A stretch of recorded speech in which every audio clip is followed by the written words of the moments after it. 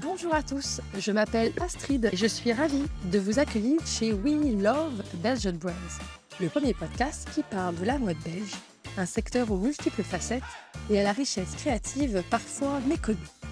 Avec ce podcast, je tends le micro aux créateurs, entrepreneurs, CEO, agents, passionnés. Grâce à ces discussions, je souhaite rencontrer l'humain et écouter les histoires qui se cachent derrière une marque. Car réussir est toujours plus complexe qu'une belle page de pub ou un post Instagram. Joie, difficultés, coup de chance ou sortie de parcours, monter sa maison de prêt-à-porter ou d'accessoires est un long voyage. Alors aujourd'hui, avec vous, j'aimerais voyager au cœur des marques belges pour partager, questionner les modèles et dévoiler l'humain qui se cache derrière nos petits et grands succès. Je vous souhaite dès à présent une belle écoute. Aujourd'hui, j'ai l'honneur d'avoir Helga Meersmans de Kai Bags à mon micro, A Woman on the Go. Elle a créé avec Ine Verhart en 2017 une ligne de sacs, Kai Bags, pour les femmes comme elle, qui courent à travers le monde, sautent de réunion en réunion et qui ne veulent pas compromettre le style et la qualité. Elles ne trouvaient pas le sac de leurs rêves, alors elles l'ont fait. Helga et Ine sont ainsi. Ce sont des doers, des filles qui font, qui foncent, qui avancent. Elles ont les têtes bien construites et les pieds bien accrochés dans la réalité pour affronter, toujours avec le sourire, les hauts et les bas de l'aventure entrepreneuriale. Alors comment font-elles pour oser, rien lâcher, toujours rebondir? Être deux est sûrement une clé du succès. Avec Helga, aujourd'hui, essayons d'en savoir plus. Helga, bonjour. Bonjour Astrid. Est-ce que tu peux nous dire en quelques mots qui tu es? Helga. En fait, je suis une vraie Anversoise. J'ai toujours habité dans les environs d'Anvers. Je suis mariée depuis 37 ans déjà. J'ai 3 enfants. J'aime bien cette question. Est-ce que tu rêvais déjà, quand tu étais enfant, de travailler dans la mode ou dans le secteur du beau? En fait, oui, depuis mes 18 ans, je rêvais de ça. Auparavant, j'étais plutôt focusée sur tout ce qui était sportif, puisque j'ai fait pas mal de sport. Certainement, le tennis était très important dans ma jeunesse. En compétition? Natation également, compétition. Donc tout ça, ça prend beaucoup de temps. Et en fait, je rêvais d'une carrière là-dedans. Et pourquoi pas? Oui, c'est quand même pas facile. Il faut être très bon là-dedans. Plus, en fait, à 18 ans, il faut choisir des études. Et en fait, mes parents trouvaient quand même que ce serait mieux que je suivais des cours à l'université. Finalement, ça, c'est des économies. Et l'économie que j'ai suivie. Je suis très contente de ça, mais en fait, la mode que je voulais, elle n'était pas possible. C'était pas assez sérieux. Effectivement, je pensais que je ne pouvais pas gagner ma vie avec. C'était trop loin de ce qui était à ce moment-là normal, disons. Bien sûr. Voilà. Et du coup, quelles ont été les étapes de ta carrière professionnelle? En fait, la moitié de ma carrière, j'ai travaillé dans le bâtiment. Quelque chose de totalement différent, donc assez technique. En vente aussi, ça oui, mais c'était assez technique. Et à un certain moment, j'ai eu la chance, l'opportunité de commencer à travailler chez Van de Velde de lingerie. Donc là, le CEO m'a quand même sélectionné sans avoir de la connaissance du secteur de la mode. Chouette. Juste pour mes propres compétences. En fait, je pensais que j'avais la bonne attitude pour réussir dans la société. Donc, en fait, c'est lui qui m'a donné la chance de changer, puisque c'est pas évident de changer. Du bâtiment à la lingerie, ça paraît pas évident, c'est chouette. Non. Mais il t'a donné ta chance et tu l'as saisie. Mais en effet, les compétences, ça s'apprend sur le tard. C'est des choses qu'on apprend en faisant. Oui, tout à fait. Chouette. Et donc, du coup, après Van de Velde, t'es resté longtemps dans la lingerie? Oui, quand même. Après aussi, j'ai travaillé chez Wolford. Et là aussi, la lingerie est très importante. Bien sûr. Donc oui, j'étais donc vraiment dans le monde très féminin après un monde très masculin. Et alors, pourquoi t'as pas commencé ta marque de lingerie? En fait, quand on se trouve dans un secteur, on apprend tout ce qui est difficile. C'est vrai. Du secteur. Et la lingerie, là, on a beaucoup de SKU, comme on dit. De référence. De référence. Et donc, pour générer le stock d'une boutique de lingerie ou d'une marque, également, c'est très compliqué, c'est vraiment très spécialisé. Il faut avoir aussi beaucoup de capital. La lingerie est très technique, premièrement, et les deuxièmement, ce sont surtout les membres de référence qui font que c'est financièrement quand même pas quelque chose de très facile. Et donc, tu t'es dit, le sac, ça va être plus facile comme industrie. Je me lance. Raconte-nous. Parce que je l'ai dit en introduction, mais donc elles sont deux. Et donc, il y a un peu une histoire d'amitié quand même derrière Kai. Est-ce que tu peux nous en dire plus? Comment vous avez lancé cette collection? Ah oui. En fait, à un certain moment, je souhaitais démarrer ma propre société avec l'idée, en fait, qu'il n'existait pas un sac business pour femmes. Et j'en ai parlé à connaissance, donc une cliente que j'avais dans le temps, que je connaissais assez bien, et elle trouvait ça aussi une très bonne idée. Chouette. C'est Ilra, donc j'étais auparavant CEO de Veritas, donc mon meilleur client, disons. Bien sûr.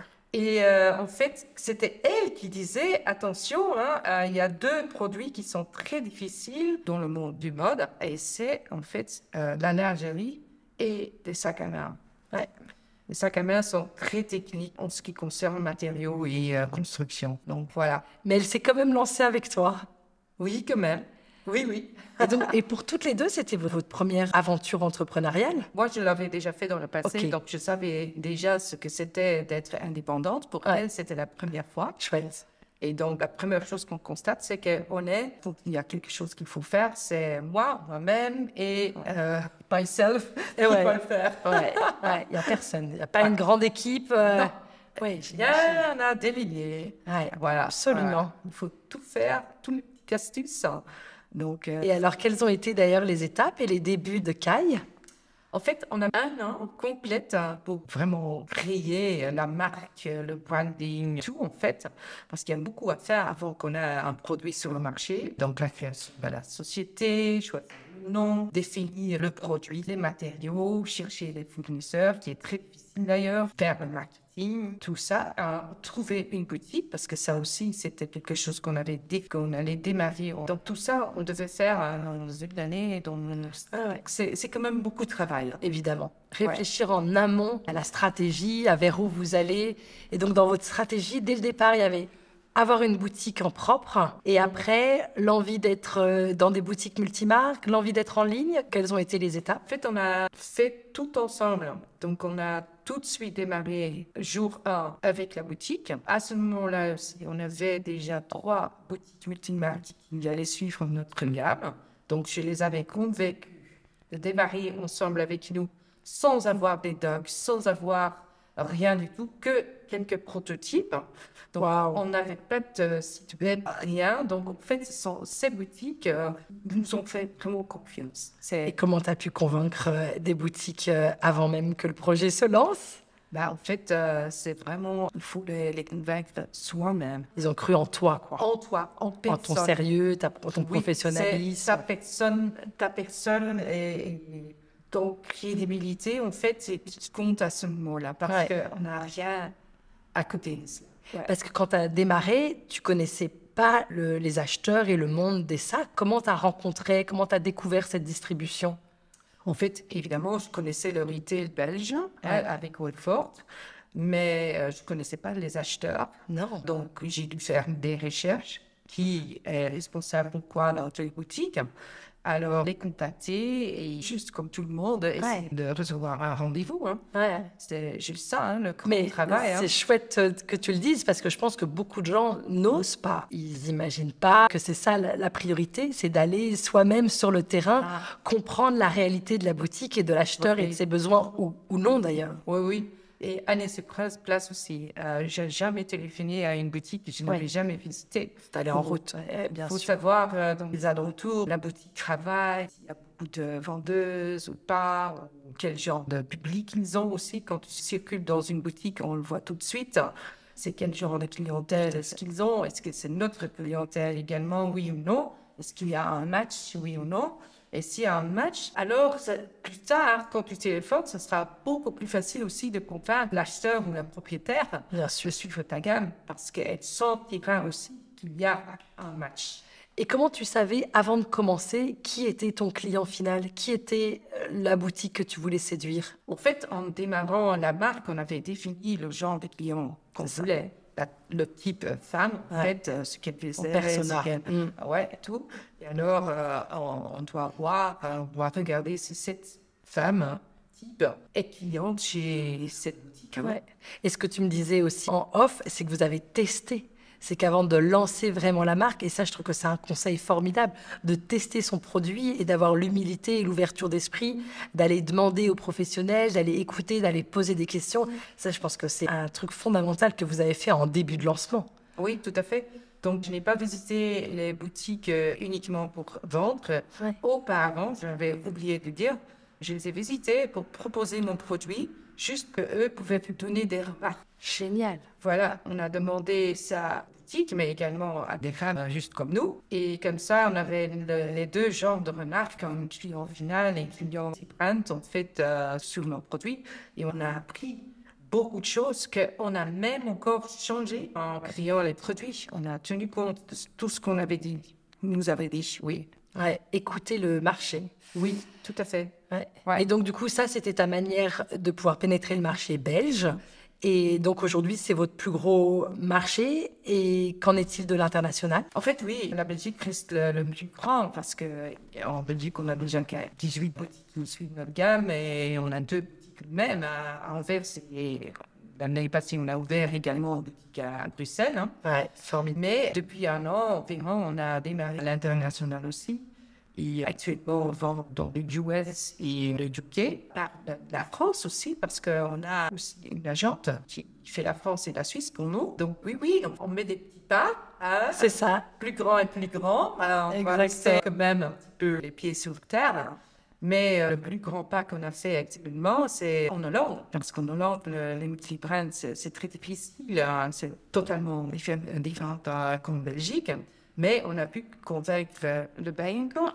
Génial. Et on est distribué actuellement dans 3 locations. Ouais, et c'est quand même une super adresse où vous êtes à côté de Louis Vuitton, Balenciaga, Céline. Ouais. Toutes les plus grandes marques sont chez De Ouais. Bijenkorf. Donc ça vous positionne tout de suite. Et donc tu disais en effet que vous avez ouvert votre boutique à Bruxelles. Galerie de la Reine, c'est ça? Galerie du Roi. Galerie du Roi, pardon. Ouais, c'est presque la même chose. Ouais, c'est facile de se tromper. Très belle boutique. Et du coup, c'était quoi, en plein Covid, entre les vagues de fermeture?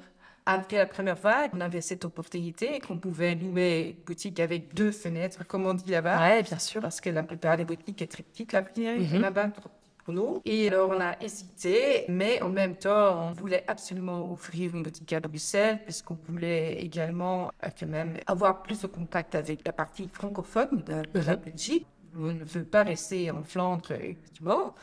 Et deuxièmement, pour aussi nous mettre en contact avec des touristes. Parce que des touristes qui achètent mettent en fait Pixem dans leur propre pays. Absolument. Et on ne sait jamais de ce qui se passe avec ça. Ouais. Et t'estimais que Bruxelles avait une visibilité internationale plus importante qu'Anvers. Oui. C'est une préférence. Quand on sort, et on peut dire qu'on a une boutique dans une galerie tellement importante. Oui. Alors, c'est... Oui, et vous avez bien choisi une adresse très touristique et donc avec une vraie visibilité à l'international. Super. Aujourd'hui, avec Kai, vous êtes une équipe de combien de personnes? Non, au bureau, on est à 4. Cool. 4 personnes, et après, on a encore 2 personnes dans la boutique bruxelloise, évidemment. Ouais. Et c'est quoi, alors, du coup, la division, la séparation des tâches entre Ine et toi? Ah, c'est très clair. Et depuis le début, en fait, moi, je m'occupe du sales, de la vente et de la création. Et elle s'occupe, en fait, du marketing, de l'achat, logistique et les finances. Chouette. Et du coup, en effet, tu viens de le dire, le e-shop, donc ça, c'est Ine qui s'en occupe. Et du coup, c'est important aussi pour vous dans le chiffre d'affaires? C'est important parce que depuis le Covid, en fait, le online est devenu très important, qui n'était pas le cas auparavant. Donc, nous, on veut continuer là-dessus, investir là-dedans. Donc, retail, multimarque et online. Vraiment, la synergie des 3 qui vous permettent d'être visible. C'est multi-channel dans tous les sens. Ouais, c'est intéressant parce que souvent les marques estiment qu'elles doivent choisir et en fait, il n'y a pas vraiment le luxe du choix, quoi. Les 3 sont complémentaires et s'imposent. Ce qui m'intéresse dans ta position, c'est donc du coup toute cette partie terrain, sales et en même temps créativité. C'est donc toi, Elga, qui crée les sacs. Comment tu fais? Quand fais-tu ça? Et tu t'es formée? T'as appris à créer des sacs? En fait, la créativité se trouvait depuis longtemps en moi, disons. C'est une opportunité que j'ai maintenant avec ma propre société.